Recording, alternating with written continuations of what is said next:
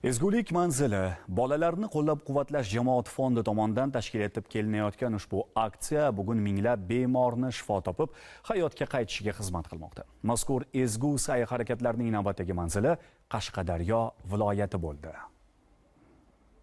Bu jajjigina qizaloq tug'ma rivojlanish nuqsoni bilan dunyoga keldi.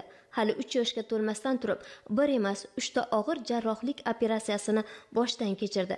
Eng muhimi, imkonsizlikdan tushkunlikka tushgan onaning bugun quvonchi cheksiz. Prezidentimizning tashabbusi bilan tashkil etilgan bolalarni qo'llab-quvvatlash jamoat fondining beg'araz yordami evaziga qizaloq bugun sog'lom hayotga qaytdi.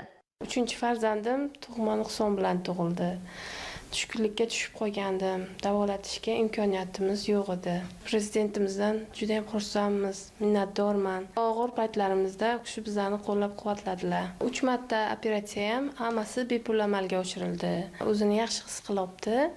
Ezgulik manzili xayriya aksiyasi Qashqadaryoda ham qancha bolajonlarga sog'lom hayotni, ota-onalarga beqiyos baxt va quvonchni hadya etdi. Viloyat ko'p tarmoqli tibbiyot markazida Toshkent davlat tibbiyot universiteti bolalar ko'p tarmoqli klinikasining tajribali mutaxassislari tomonidan bir hafta davomida 300 dan ortiq bolajonlar tibbiy ko'rikdan o'tkazildi. Shifokorlarning tavsiya va xulosalari asosida ularning 162 nafarida jarrohlik amaliyotlari o'tkazildi. Bolajonlarning ko'pchiligi qisqa muddatda sog'ayib, oilasi bag'riga qaytdi.